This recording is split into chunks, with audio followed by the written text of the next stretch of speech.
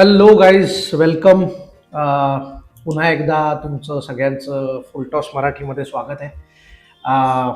बराच मधले 2-3 आठवडे गेलेत आता आणि आपण बऱ्याच मोठ्या गॅपनंतर भेटतोय. तर तुम्हाला सगळ्यांना माहितीच आहे, सगळ्यांनी तुम्ही जे क्रिकेट प्रेमी आहात तुम्ही सगळ्यांनी IPLचं मॅचेस बघायला सुरुवात केलीच असेल. आणि तुम्हाला दिसत असेल आम्ही दोघंही सध्या MIची जर्सी घालून बसलोय. थोडासा तुम्हाला कॉन्टेक्स्ट देतो की आपण सगळ्या IPL मॅचेस कव्हर करणार नाही आहोत बिकॉज आपला सगळ्यांचा म्हणजे मराठी ऑडियन्स आहे. तर आम्ही हे ठरवलंय की आम्ही फक्त MIच्या मॅचेस आत्ता सध्या या IPLमध्ये कव्हर करणार आहोत सो दॅट आम्हाला जास्तीत जास्त ऑडियन्सपर्यंत तुमच्यापर्यंत पोहोचता येईल. आणि कालच्या झालेल्या मॅचबद्दल सांगण्याआधी तुम्हा सगळ्यांचं मनपूर्वक स्वागत आणि खूप खूप धन्यवाद की तुम्ही वर्ल्ड कपला आम्हाला खूप चांगला सपोर्ट केलात आणि मला खात्री होती की आम्ही हाफ सेंचुरी करू, जी तुम्ही करून दिली आहे त्याबद्दल खूप खूप धन्यवाद. आणि आम्हाला माहिती आहे की हे असंच तुमचं प्रेम कंटिन्यू राहील आणि काय माहिती कदाचित IPLमध्ये सेंचुरी पण बनेल. सो जास्त वेळ न घालवता आपण लगेचच सुरू करूया कालच्या मॅचबद्दल.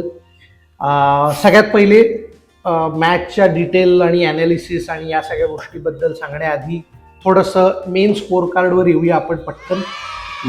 तर काल जी मॅच होती ती वानखेडेला होती. पहिली मॅच होती MIची, IPLची दुसरी आणि MIची पहिलीच मॅच होती. सो टॉस झाला आणि ॲज युजल लोकांनी लगेच त्याच्यावर कमेंट केली की आम्हाला काही दिसलं नाही कॉईन नक्की कुठल्या बाजूला फेस करत होतं. हे MI हे लगेच स्वतःच्या पद्धतीने लगेच डिसिजन घेतात वगैरे वगैरे. काय म्हणजे तुमचा प्रॉब्लेम काय? मराठी लोकांना मला हा प्रश्न विचारायचा आहे. समजा एखाद्याने जास्त पैसे कमवले आणि एखादी टीम श्रीमंत आहे, तर ह्याच्यात प्रॉब्लेम काय तुम्हाला? चांगली गोष्ट आहे ना, म्हणजे आपण आनंदी व्हायला पाहिजे की ठीक आहे यार, कोणीतरी मेहनत करून पैसे कमवलेत. एनिवे, सो टॉस बेसिकली MIने जिंकला आणि पहिले बॉलिंग घेतली आणि KKRची ऑफकोर्स बॅटिंग होती, ज्यांनी 20 ओव्हरमध्ये 220 रन केले.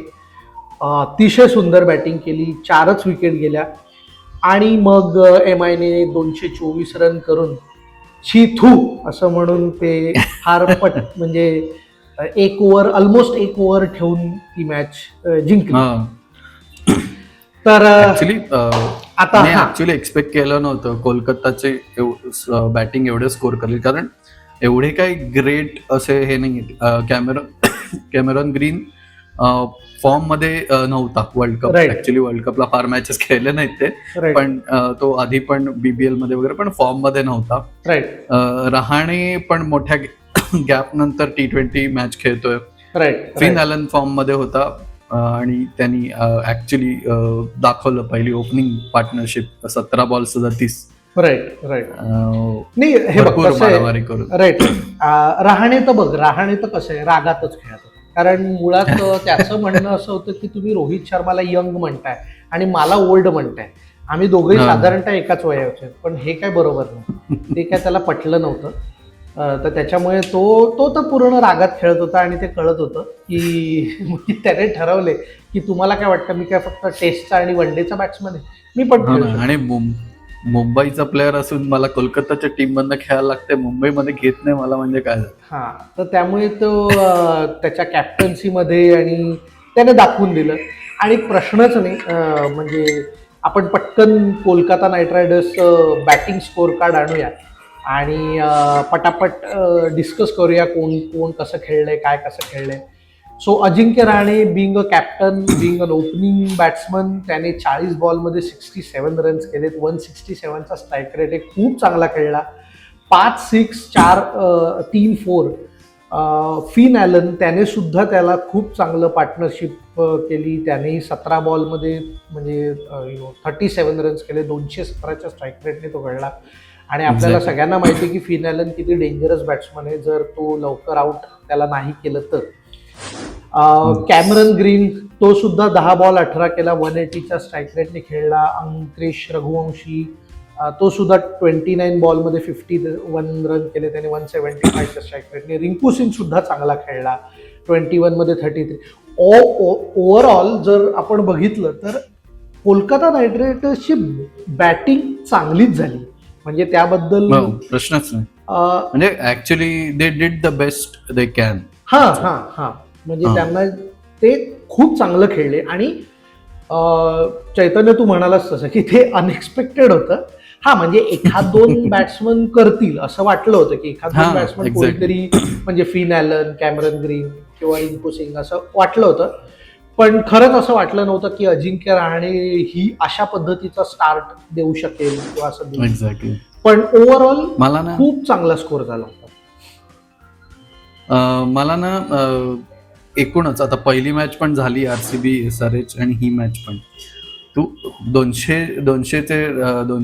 आज तर 220 चेस केले मुंबईने. खूप इझिली चेस केले, म्हणजे फार घाम न घालता चेस केले. ओपनिंग स्टँड रोहित शर्मा आणि यांनी तर म्हणजे माझं म्हणणं एवढंच आहे की पिचेस आजकाल जी बनतायत ना खूपच अनफेअर आहेत बॉलरसाठी. म्हणजे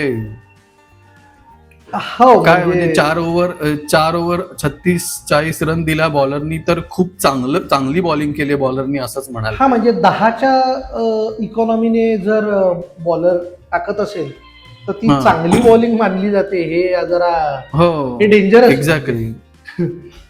सो आय होप पुढच्या मॅचेस अशा नसाव्यात अगदीच वन साइडेड बॅटिंगच्या ह्यानी. म्हणजे आज KKR एकदम हेल्पलेस दिसत होती सुरुवातीला जेव्हा रोहित शर्मा आणि रिकल्टन खेळत होते. Totally no clue. तू म्हणालास तसं old guy Ajinkya Rahane cramp येऊन बाहेर गेला होता आणि रिंकू सिंग जबाबदारी तिकडे तर आपण येऊया. पण तत्पूर्वी मला म्हणजे सिन्स आपण KKRच्या बॅटिंग बद्दल बोलतोय तर म्हणजे माझं म्हणणं असं आहे की अशा पिचेसमुळे KKR एवढे करू शकले का? हे ऍक्च्युली आता थोडे अजून 2-3 मॅचेस जेव्हा मुंबईमध्ये होतील त्यानंतर काय ते चित्र क्लिअर होईल. बिकॉज आता ही एकच मॅच झाली आहे मुंबईची, म्हणजे वानखेडेवर किंवा रादर आत्ताशी एक मॅचच होत आहेत सगळ्या ग्राउंड्सवर. तर त्यामुळे आता सांगता येणार नाही. आणि टॉसच्या वेळेला तू बघितलं असशील तर रहाणे आणि हार्दिक हे दोघेही बोलले की एवढं ग्रास कधी दिसत नाही मुंबईच्या विकेटवर. आणि दोघेही क्वेश्चन मार्क मध्ये होते की हे नक्की काय आणि कसं खेळणार आहे. तर दोघांचंही असं म्हणणं पडलं टॉसच्या वेळेला की बघूया आता काय पुढे काय होतं, कारण एवढं ग्रास कधी दिसत नाही, एवढं असं ग्रीन पिच किंवा विकेट कधी नसते जी होती काल. But anyway let see. एकच मॅच झाली, अजून जेव्हा 1-2 मॅच अजून 2-3 मॅच टोटल होतील मग एक अंदाज बांधता येईल की साधारणतः मुंबईचं पिच असं आहे का प्लेयर्सच वायझेड खेळतात. एनिवे तर एक मला निषेध व्यक्त करायचा आहे. हे बघा आता परत मी अजून लगेच नाही म्हणू शकत की मुंबईचं पिच आणि विकेट एकच मॅच झाल्यामुळे, पण बुमराला विकेट द्या. म्हणजे ऍक्च्युली बघ ना आता परत ह्यांनी 220 करून सुद्धा बुमरानी 8.75च्या यांनी 35च रन दिल्यात 4 ओव्हर मध्ये त्याच्या. पण विकेट नाही. विकेट म्हणजे बरोबर.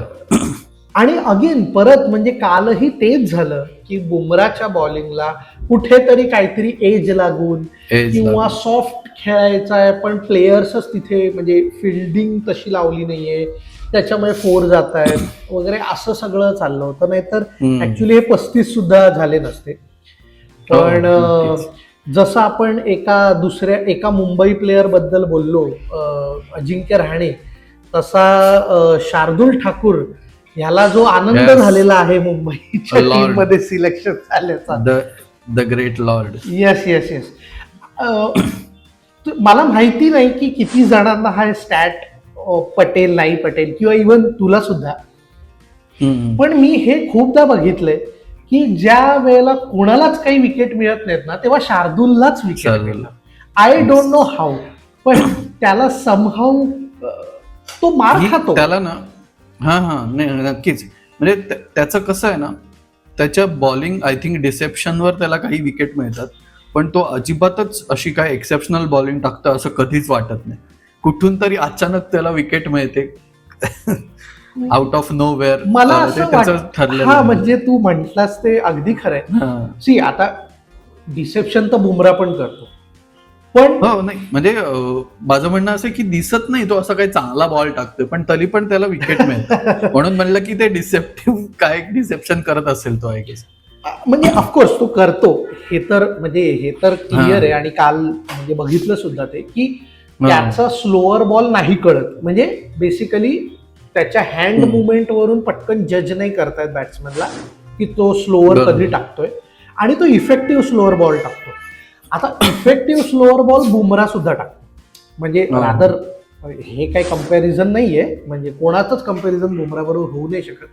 पण मला दुसरं काय वाटतं माहितीये का, की बिकॉज बॅट्समन बुमराला फार सिरियसली आणि शार्दुल ठाकूरला फार कॅज्युअली घेतात, ह्या रिझनमुळे शार्दुलला विकेट मिळते.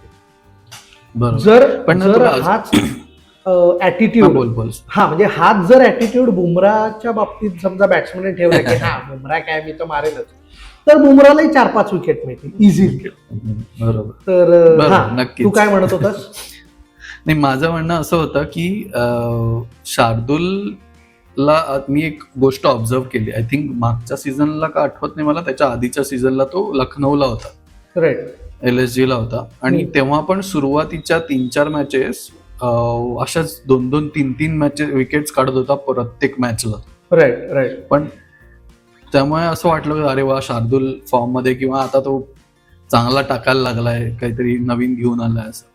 पण जसं जसं IPL पुढे सरकत गेली तसं तसं त्याच्या विकेट्स 0 व्हायला लागल्या, रन्स 50-50च्या वर जायला लागल्या 4 ओव्हरमध्ये, आणि मग त्याला शेवटच्या 4-5 मॅचेस बसवण्यात आलं.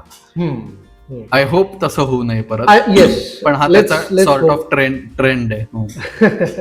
नाही, let's hope for the best की शार्दुल ठाकूर जर खेळत असेल आणि चांगल्या विकेट्स मिळत असतील, स्पेशली ऍक्च्युली मला वाटलं होतं मुंबई आज दीपक चहरला घेईल त्याच्याऐवजी. येस ऑफकोर्स मलाही असंच वाटलं होतं. आणि म्हणजे मी पण जरा एकदम शॉक झालो की अल्ला गझनफर पण खेळतोय, ट्रेंट बोल्ट पण खेळतोय, आणि म्हणजे असं सगळं ते कॉम्बिनेशन जरा एकदम युनिक होतं. त्यामुळे मी पण थोडासा एकदम चमकलो की अरे असं कसं काय. बट ठीक आहे, थोडं आय थिंक हे नव्हते आज अवेलेबल, सँटनर आणि will Jacks I think. Yes ते दोघं नव्हते, त्याच्यामुळे ते कॉम्बिनेशन.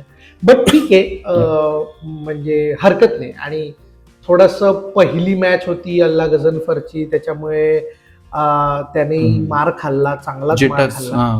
आणि ऍक्च्युली बघायला गेलं तर बुमरा सोडला तर सगळ्यांनीच मार खाल्लाय. बुमरा आणि थोडासा ट्रेंट बोल्ट, म्हणजे आता टेक्निकली ट्रेंट बोल्टने सुद्धा मार खाल्लाय, पण आजकाल आता आपण म्हणतो की 9 आणि 10च्या खाली जर इकॉनॉमी असेल तर तो चांगला किंवा बरा इकॉनॉमी असं म्हणायला हरकत नाही. तर ट्रेंट बोल्ट आणि बुमरा हे दोनच असे आहेत की ज्यांनी जरा त्यातल्या त्यात कमी मार खाल्ला. पण which is a good thing for Mumbai Indians, खास करून ट्रेंट बोल्ट, की ही चांगली गोष्ट आहे. भले त्याला विकेट नाही मिळाल्या सुरुवातीच्या ओव्हरला, पण त्याचा इकॉनॉमी सुद्धा चांगला होता ह्या बॅटिंग पिचवर आणि या अशा पद्धतीच्या बॅटिंगच्या against. So which is a very good sign for Mumbai Indians. Hardik पांड्याला पण काल मार खाल्लाय त्याने, पण शार्दुल ठाकूरला मार खाल्लाय, पण ऍटलिस्ट त्याला 3 विकेट मिळाल्यात. So which is a great. Mayank मार्कंडेचं मला काही कळलं नाही की अशी एकच ओव्हर का दिली त्याला. हो ना, म्हणजे ठीक आहे, 1 ओव्हर मार खाल्ला, परत एकदा चान्स द्यायला पाहिजे होता. पण कन्सिडरिंग द पिच, म्हणजे 220 रन केल्या KKRने, परतही मारच खाल्ला असता बहुतेक. आणि एक थोडंसं मला हार्दिक पांड्याचं कळलं नाही काल पहिल्या पॉवर प्ले मध्ये, खास करून की त्याने ट्रेंट बोल्टला एकच ओव्हर का दिली. कारण ट्रेंट बोल्ट हा तर ओपनिंग म्हणजे पॉवर प्लेचा बॉलर आहे. अगदी बुमराला समजू शकतो 1 ओव्हर, की नंतर बुमराची गरज पडेल. एक्झॅक्टली. म्हणजे त्याने असंही नव्हतं की पहिल्या ओव्हरला काहीतरी खूपच मारला होता, 1 6 गेली होती, विच इज फेअर. म्हणजे आता T20 सध्याचा फॉर्मॅट बघता एखादी 6 बोल्टला पडणं which is कशी not a- जातेच. हा म्हणजे कोणीही असतं तरी गेली त्याच्यात काही असं स्ट्रेंज नव्हतं, बरोबर. पण त्याने एखादी अजून एक ओव्हर द्यायला हरकत नव्हती असं मला वाटतंय. काय माहिती कदाचित पॉवर प्लेमध्ये तो चान्स मिळाला असता विकेटचा, पण जो माहित नाही हम्म. ते म्हणजे तेवढंच एक गोष्ट आहे की जी कळली नाही की हार्दिकने असं का केलं. मे बी अगेन आपण म्हणतो तसं की पहिली मॅच आहे, let's try out different combination, power play मध्ये बघूया कोण कोण, सगळ्यांना चान्स देऊन बघूया. आणि अरे अरे एक महत्वाची गोष्ट मिस झाली. हा मुंबई IPL ची पहिली मॅच जिंकली आहे त्यांची. येस मी त्या गोष्टीवर येणारच आहे. आता आपण तिथेच येणार आहोत. मला आता लक्षात आलं की अरे पहिली मॅच आहे, तू म्हणत होतास ना की एकच मॅच झाली आहे, पहिली मॅच आहे, त्यावर मला आठवलं येस की अरे मुंबई चक्क पहिली मॅच जिंकली. एक्झॅक्टली. आणि ह्याचं पूर्ण श्रेय हे आपण KKRच्या कॅप्टन्सीला देणार आहोत. आता हा पण प्रश्न आहे चैतन्य की कॅप्टन्सी म्हणजे कोणाला द्यायचं श्रेय, कारण पहिल्या काहीच मध्ये अजिंक्य राहणे तर बाहेर गेला होता. त्याला जेव्हा दिसलं की हातातून गेलीये मॅच तेव्हा क्रॅम्प आले आणि तो बाहेर गेला. आणि ज्याची मिमिक्री रोहित शर्माने पण केली, जी लोकांनी बघितली असेल, तर बरोबर. हा म्हणजे पण ना हा बोल रहाणेची कॅप्टन्सी सुरुवातीला हा. हे तर दोघं सुटलेच होते. हो. आणि नंतर रिंकू सिंग थोडासा हतबल दिसत होता. रहाणे काम होता, पण रिंकू सिंग नंतर हतबल दिसत होता, कारण आय गेस त्यानंतर दोघंही एकदमच सुटले होते. म्हणजे एनिवे रहाणे ज्या वेळेला बाहेर गेला तोपर्यंत एनिवे हे दोघं सेट झाले होते. म्हणजे त्यांची विकेट नसती गेली तर काही म्हणजे, आणि रादर त्या पॉइंटला रहाणे बाहेर गेला ना की ज्या पॉइंटला ना जरी विकेट गेली असती ना दोघांपैकी कोणाची, तरी ना असा खूप नसता फरक पडला. त्यांनी जो डॅमेज पॉवर प्लेला करायचा होता तो करून झाला होता त्यांचा. तर हा म्हणजे तर येस, मी जे म्हणतोय की आता आपण पहिले स्कोर कार्ड बघूया MIचं. मला पहिले आपण मुंबईच्या इनिंगकडे जाण्याआधी ना एक मेन्शन करायचं आहे. हार्दिक पांड्याची कॅप्टन्सी. काल हे दोघं मारत होते. आय थिंक रहाणे आणि फिन ॲलन सुरुवातीला खूप मारत होते. फिन ॲलन आउट झाल्यावर पण ग्रीनचं ठीक आहे 10 बॉलमध्ये 18 सुद्धा काही कमी नाही, तो पण सॉर्ट ऑफ मारत असो. हा, इव्हन रघुवंशी आल्यावर पण मारत होता. पण त्यावेळेला अशा मोमेंटला आय थिंक KKR पॅनिक झालेली होती की हे दोघं मारतायत तर त्यांना विकेट काढता येत नव्हती. पण हार्दिकनी त्याच वेळेला बुमराला एक ओव्हर दिली, एक ओव्हर ट्रेंट बोल्टला दिली, त्यामुळे त्यांचा स्कोरिंग रेट खूप कमी झाला. हो येस, आणि त्यानंतर लगेच त्यांनी शार्दूलला ओव्हर दिली आणि त्या ओव्हरला रहाणेची विकेट आली. रहाणे स्कोरिंग रेट कमी झाल्यामुळे रहाणेवर ते प्रेशर आलं. So kudos to Hardik Pandya की तो चेंज त्या करेक्ट वेळेला त्यांनी तो केला, प्रश्नच नाही. आणि हार्दिक पांड्या बरोबर सचिन तेंडुलकर उभा होताच पहिल्या मॅचच्या सुरुवातीला. तर हे चित्र बघून मला खूप बरं वाटलं की म्हणजे एनिवे आपल्याला माहिती आहे की हार्दिक म्हणजे ज्यांना हार्दिक माहिती नाहीये त्यांना असं त्याच्याकडे बघून वाटतं की तो खूप फ्लॅम्बॉयंट आहे, तो काय कोणाचं ऐकत नसेल, तो काय कोणाला म्हणजे उडवून लावत असेल. But that's not the fact. म्हणजे जेव्हा when it comes to cricket, when it comes to serious cricket, तो सगळ्यांचे सजेशन्स घेतो. Whether it is Hardik whether it is Rohit Sharma और सचिन तेंडुलकर और जे कोणी सिनियर असतील, तो असं कधीच त्याचा ऍटिट्यूड नसतो. वाटेल पण तसा नसतो. आणि ते चित्र बघितल्यावर मला ऍक्च्युली प्रश्न असा पडला की LSGच्या वेळेला काय होणार आहे. म्हणजे तेव्हा सचिन देणार आहे का टिप्स? बरोबर.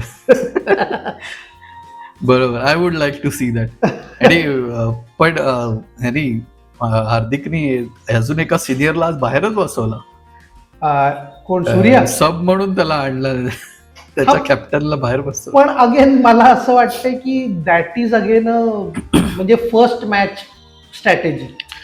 ऍक्च्युली तुला माहितीये का, म्हणजे that was the wisest thing, because मी नो ऑफेन्स अगेन, मला सूर्याबद्दल असं पर्सनल काही अजेंडा नाहीये, राईट पण राईट.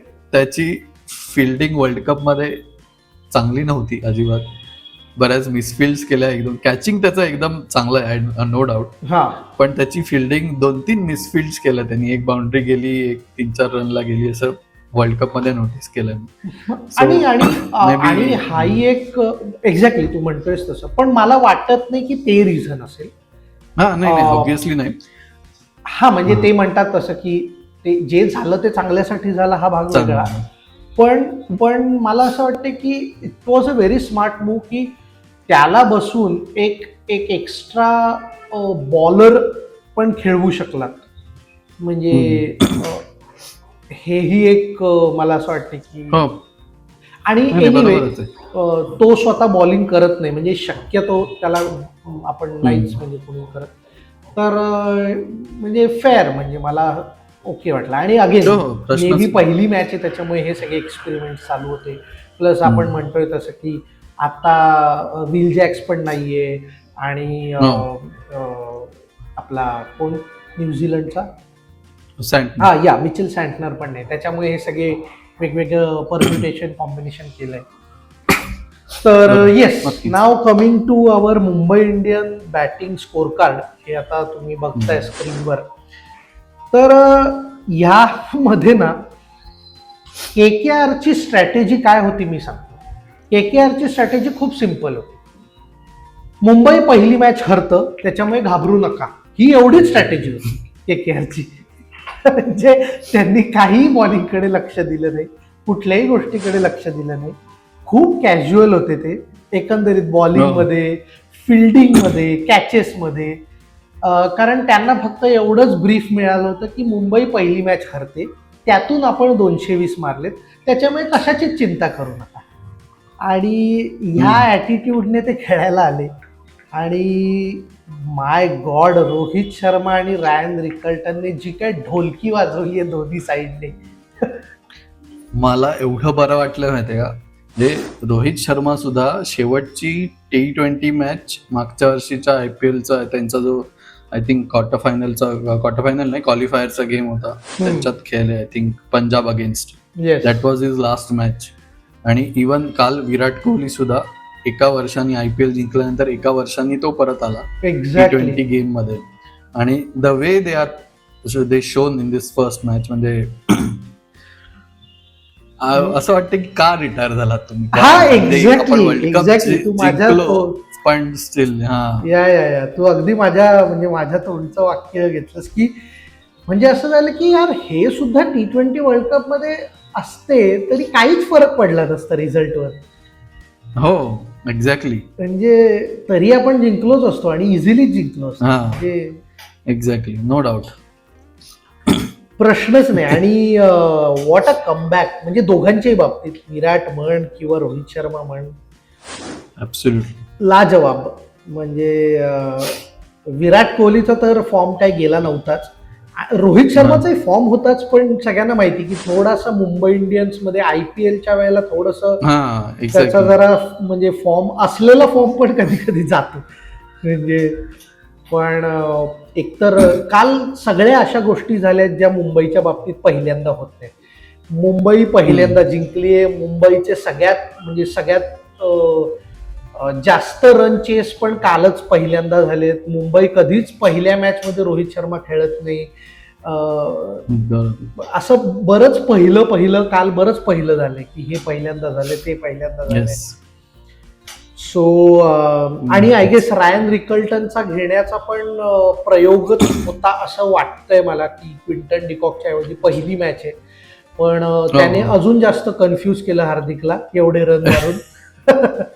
की नाही आता तर, पण असं कन्फ्यूज पेक्षा उलट तो आता आय डोंट थिंक, अनलेस तो पुढच्या 2-3 मॅच फालतू खेळ अगदीच, आय डोंट थिंक. म्हणजे कन्फ्यूज म्हणजे चांगल्या अर्थाने की आधीच डाऊट होताच लोकांना की कोणाला घ्यावं.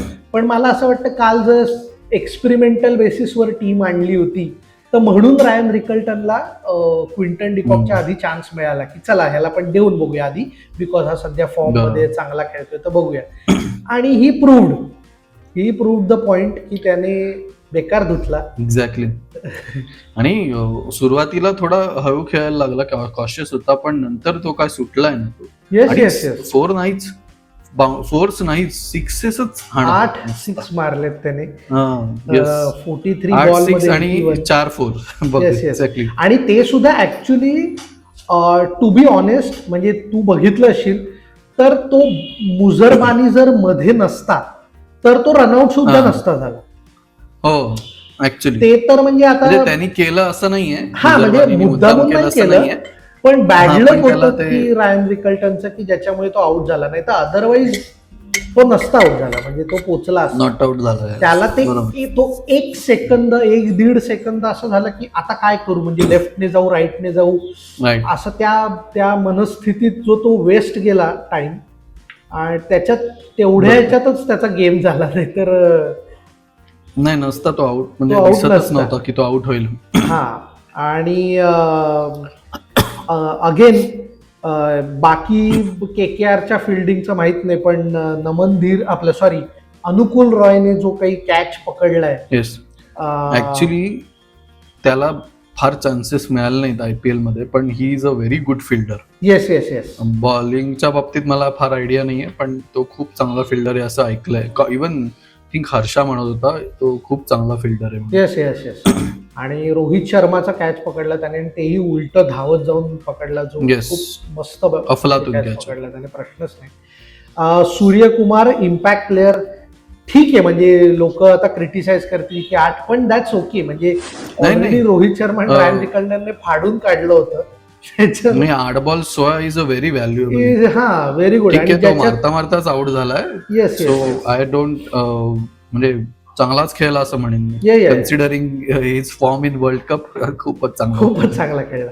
हा. आणि इम्पॅक्ट प्लेअरचा तुम्ही फक्त इम्पॅक्ट बघायचा असतो, ऍव्हरेज नसतो बघायचा. हा ऍक्च्युली, म्हणजे ऍक्च्युली तिलक वर्मा फार चांगला नव्हता खेळत, त्याला सुरुवातीला मारता येत नाही. हा पण नंतर 3-4 फोर मारल्या त्यांनी. येस, त्याला ते असं हा. जरा थोडंसं अडकत खेळत होता, नाही बट यासाठी म्हणतोय मी, बिकॉज अदरवाईज मुंबई अजून एखादी ओव्हर ठेवून जिंकू शकले असते. हा म्हणजे अजून येस, पण अजून 3-4 हा. बॉल किंवा त्याला एखादी ते over. नंतर मारता येत नव्हतं आय थिंक थोडंफार. हम्म. इवन त्यातले एखाद दुसरी बाउंड्री एज लागूनच गेली. Yes yes. सो ठीक आहे, म्हणजे माझ्या मते. पण अगेन तिलक वर्मा आपण जो बघितलाय वर्ल्ड कप मध्ये किंवा एकंदरीत, तर तो लवकर बाउन्स बॅक करू शकतो. त्याला तो कमबॅक Yes. लवकर No करतो. doubt. 1-2 मॅच नंतरच त्याला समजतं की मी काय चेंज केलं, की तसा प्रामाणिक बॅट्समन आहे तो. म्हणजे आणि घरचा अभ्यास नीट करणारा बॅट्समन आहे.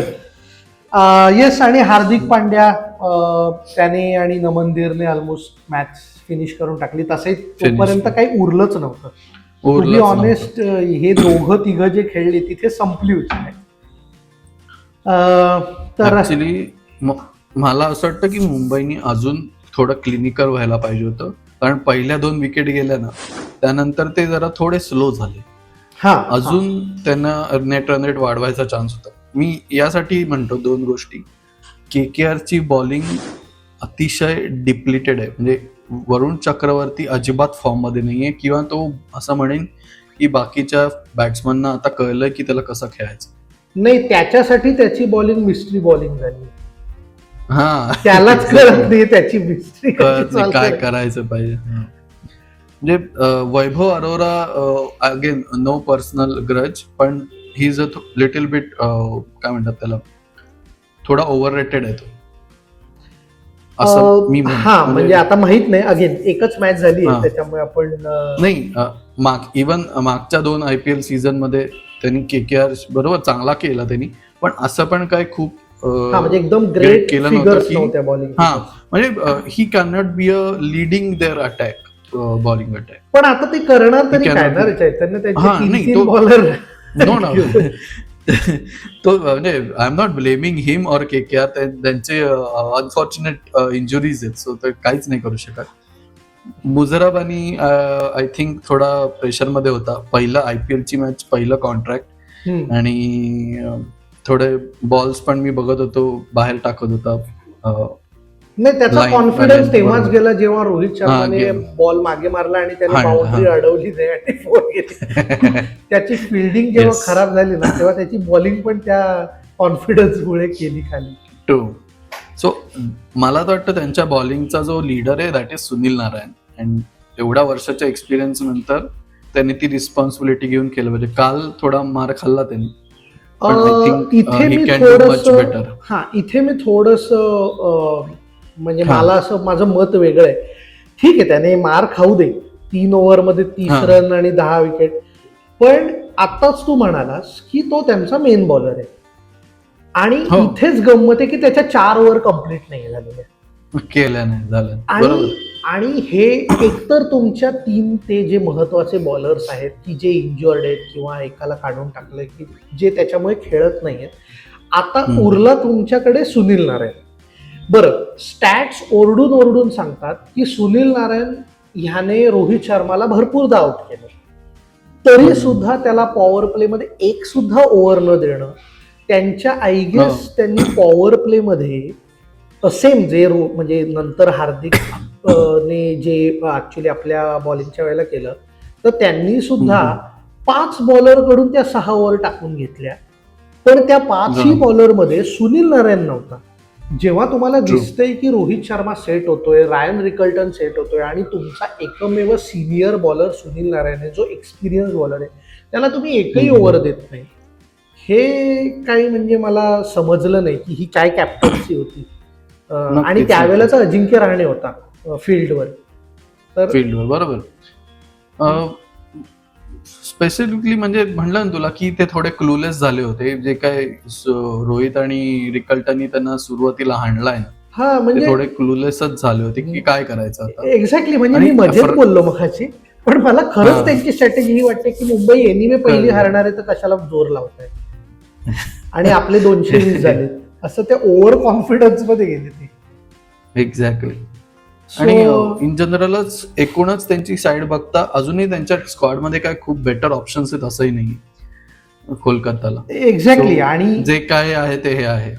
हो, आणि त्या कोलकाताच्या टीमला हे सुद्धा लक्षात घेणं गरजेचं आहे की गाईस तुमचे रोज 220 नाही होणार आहेत.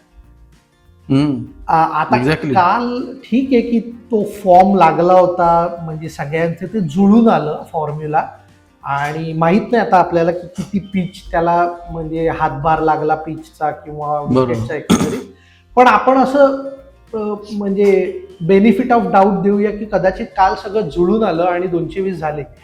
पण हे त्यांनी एक आत्मपरीक्षण करण्याची गरज आहे की रोज तुमचे 200च्या प्लस होणार आहेत कारण, आणि जर ते नसतील होणार तर Exactly. तुमची बॉलिंग तर म्हणजे काल मुंबई इंडियनने तुमचा सगळा कच्चा चिठ्ठा ओपन केलाय तुमच्या बॉलिंगचा. आणि काय पहिली मॅच जेव्हा आपण अशी हरतो ना, म्हणजे एवढे 220 करून पण समोरची टीम खूपच इझिली ते चेस करते ना, तेव्हा अजून कॉन्फिडन्स लो होतं बॉलिंग युनिटचं. एक्झॅक्टली, म्हणजे ऑलरेडी त्यांची काय फार चांगली परिस्थिती नाही इंजुरीजमुळे, आणि अजूनच आता कठीणच आहे. ऍब्सोल्युटली. म्हणजे मी तेच म्हणतोय ना की आता रोहित शर्मा आणि रायन रिकल्टनची 72 बॉलमध्ये 148 ची पार्टनरशिप झाली. त्याच्यानंतर रायन रिकल्टन आणि सूर्यामध्ये 15 बॉलमध्ये 30, तर 150 आणि हे 30 म्हणजे 180, म्हणजे 220 मधले 180. तर ह्या पहिल्या 3 बॅट्समननेच तुम्हाला 200च्या स्ट्राईक रेटने मारले. पुढे संबंधच येत नाही काही कोण येते कोण नाही येते. म्हणजे हा, म्हणजे बुमरा पण येऊन खेळून गेला असता तरी जिंकले असते. बट या म्हणजे it was a great match. आणि शार्दूल ठाकूरच्या 3 विकेटमुळे जर तो एक्सपेरिमेंट असेल दीपक चहारच्या ऐवजी आणण्याचा, तर त्याने सुद्धा कन्फ्यूज केलंय हार्दिकला. आता कन्फ्युज केलं 3 विकेट घेऊन, आणि क्विंटनच्या ऐवजी रायनला आणलं असेल तर त्याने सुद्धा कन्फ्यूज केलंय. आणि पहिल्या एक्सपेरिमेंटला विल जॅक्स नाहीये म्हणून जर तुम्ही आपला आय थिंक तसंच असं रदरफोर्डला जर आणलं असेल तर त्यानेही कन्फ्यूज केलंय कारण त्याला बॅटिंग असते. मला नाही वाटत, कारण म्हणजे मी तर ऍक्च्युली एक्सपेक्ट करत होतो की रदरफोर्ड असलाच पाहिजे तुमच्या प्लेइंग 11 मध्ये, कारण Okay. त्या मिडल ऑर्डरला तो खूपच जास्त पॉवर देतो. राईट. आणि दे हॅव इन, म्हणजे गझनफरच्या ऐवजी विल जॅक्स आला तर त्यांची साईड फुल सेट आहे. पण मग तुला काय वाटतं की अजून किती पॉवर पाहिजे? 224 जेव्हा 4 विकेट राखून हो, नाही, होत आहेत, नाही. रदरफोर्डची बरोबर आहे, बॅटिंगच पण- येत नाहीये. तर पण तुला म्हणजे सेम लॉजिक जसं आपण KKR ला वापरलं की हा रोज दरवेळेला नाही चालणार हे. आणि रोहित शर्मा बघता रोहित शर्माचं IPLचं एवढं ग्रेट नाहीये. म्हणजे आज तो खूप भारी खेळला काल, येस. पण दरवेळेला असं होईल असं नाहीये. त्याची कन्सिस्टन्सी तेवढी IPL मध्ये आतापर्यंत तरी पाहिलेली नाही. मग मला पूर्ण विश्वास आहे शार्दुल ठाकूरवर, तो मॅच फिनिश करू शकतो. That is true. पण म्हणजे मला असं वाटतं की रुदरफर्ड असावा, किंवा मग ते रुदरफर्डला नसतील जर घेणार तर even better they have both option. ते सँटनर आणि विल जॅक्स दोघांनाही खेळू शकतात. पण मला असं वाटतं की सँटनर आणि विल जॅक्स मधलं कोणीतरी एकच खेळेल असं वाटतंय, बिकॉज दोघंही स्पिनर आहेत आणि दोघंही ऑलराऊंडर बॅट्समॅन आहेत आणि दोघंही म्हणजे तेवढीच डेंजरस बॅटिंग पण करतात. Dangerous, exactly. सो दोघांमधला जर एक खेळणार असेल तर रुदरफर्डला ते अफोर्ड करूच शकतात, घेऊच शकतात. गझनफरच्या ऐवजी जस्ट गेट विल जॅक्स और सँटर, तुम्हाला कोण हवाय तो. आणि रुदरफर्ड ऑलरेडी 11 मध्ये सेट झालेला आहे. I think he side already set आहे. जस्ट फक्त गझनफरच्या ऐवजी आयदर विल जॅक्स किंवा मग सँटनरला. एक्झॅक्टली. सो मला फार काही चेंजेस एक्सपेक्टेड नाही आहेत मुंबईच्या पुढच्या मॅचला. तर सूर्यकुमार यादव खेळ आणि कोणतरी बाहेर बसेल बॉलिंग पुरतं, रोहित शर्मा माहित नाही. आणि मला आणि आय गेस अगेन की शार्दुल ठाकूरने बिकॉज त्याने 3 विकेट घेतल्यामुळे मला वाटत नाही की आता तो बसेल. जोपर्यंत तो विकेट घेतोय किंवा इकॉनॉमी काहीतरी एक, आणि तेही नाही तर मग बॅटिंग त्याची त्यांनी त्याचा ट्रेंड दाखवायला लागला तर मे बी त्याला बसवतील, पण आता तरी तो पुढच्या मॅचला खेळेल.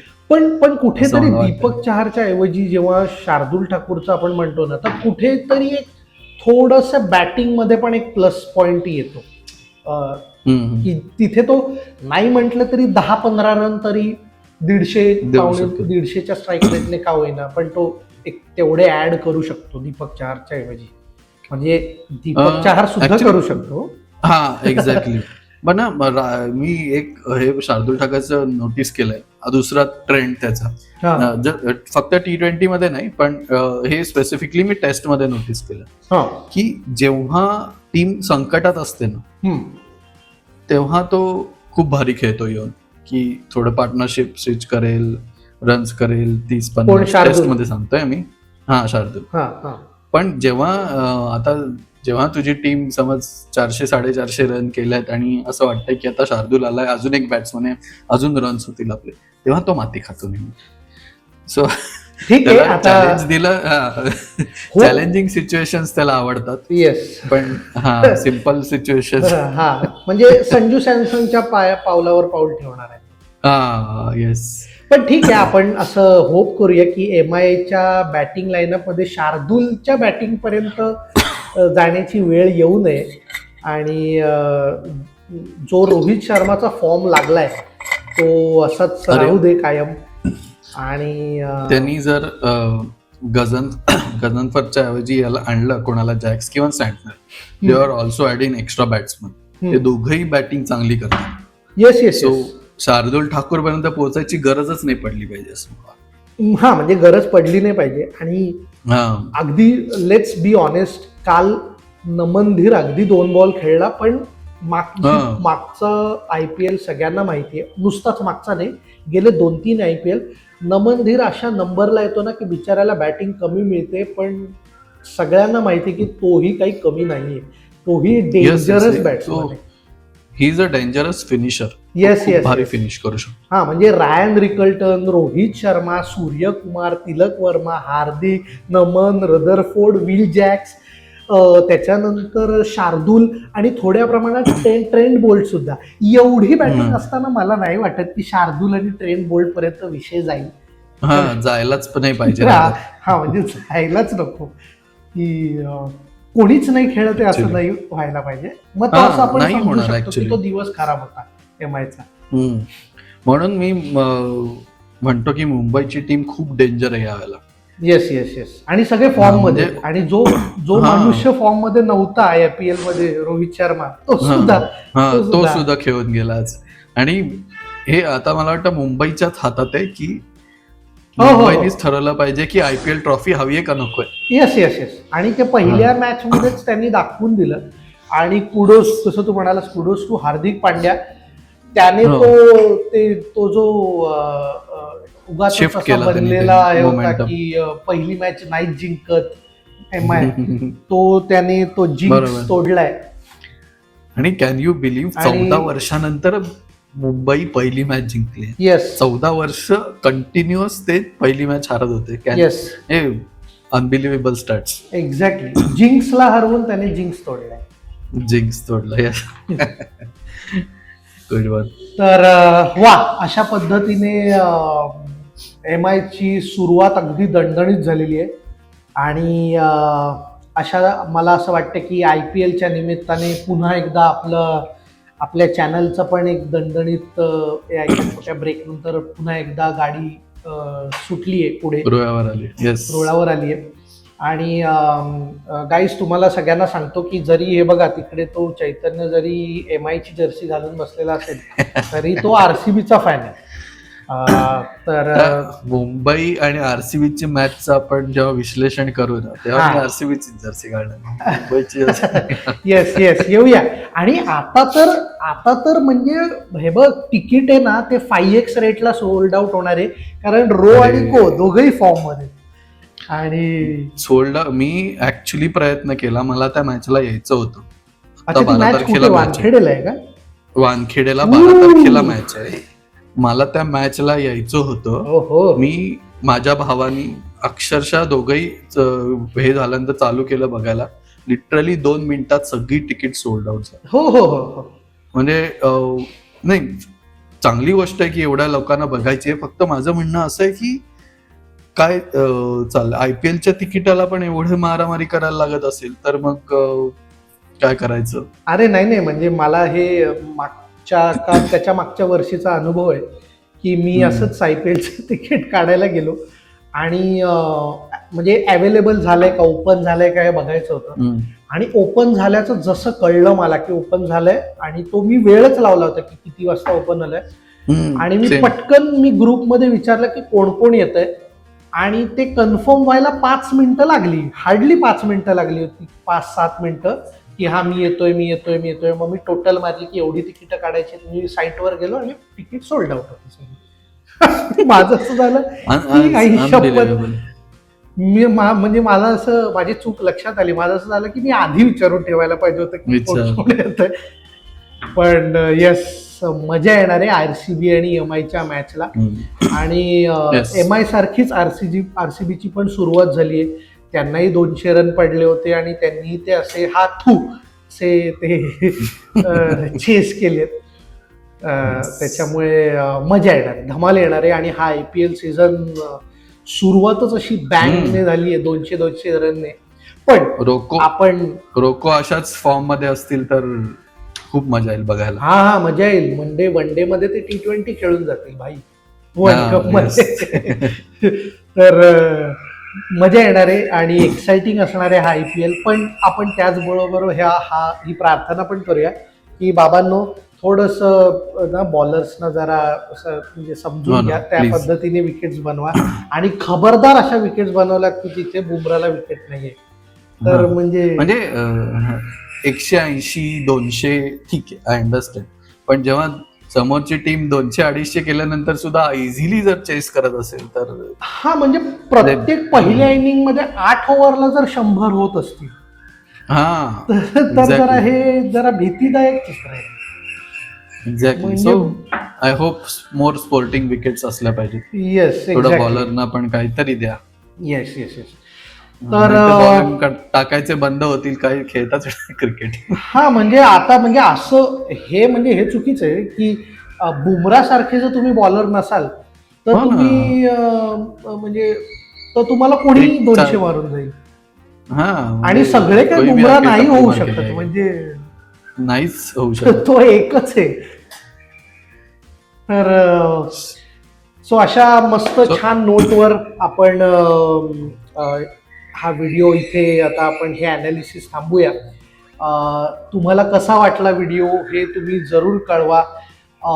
तुमचं काय प्रेडिक्शन आहे की पुढच्या मुंबईच्या मॅचेसमध्ये काय प्लेइंग 11 कॉम्बिनेशन असेल, तुम्हाला कोण वाटतंय की कोणाला संधी काही मिळेल चेंजेस खेळायची? हवेत का? काय चेंजेस हवेत, आम्हाला व्हिडिओमध्ये काही चेंजेस हवेत का ते सांगा. अजून काही तुम्हाला ऐकायला आवडेल का, अजून कुठल्या प्लेअरबद्दल काही अजून जास्त डिटेलमध्ये ऐकायला आवडेल का, की कोणाची Yes. काही बायोग्राफी वगैरे ऐकायची का, कोण कुठून आलंय, कुठला कशी परिस्थिती होती त्याची आणि तो कसा आला. तर असं सगळं म्हणजे तुम्हाला काय गमती जमती ऐकायला आवडतील का ते जरूर सांगा. आम्ही प्रयत्न करू अजून काहीतरी नवीन फॉर्मॅट घेऊन येण्याचा. असंच प्रेम देत राहा. जो सपोर्ट तुम्ही वर्ल्ड कप च्या वेळेला केला होता तोच IPL ला असाच पुढे नेऊन ठेवा. सेंचुरीपर्यंत जाऊ द्या. सबस्क्राईब करा आणि आम्हाला अजून उत्साह द्या. लाईक करा, शेअर करा तुम्हाला तुमच्या फ्रेंड सर्कलमध्ये. जे कोणी मराठी आपलं मित्रमंडळ आहे आणि ज्यांना क्रिकेटची आवड आहे त्यांच्यापर्यंत हा पोचवा.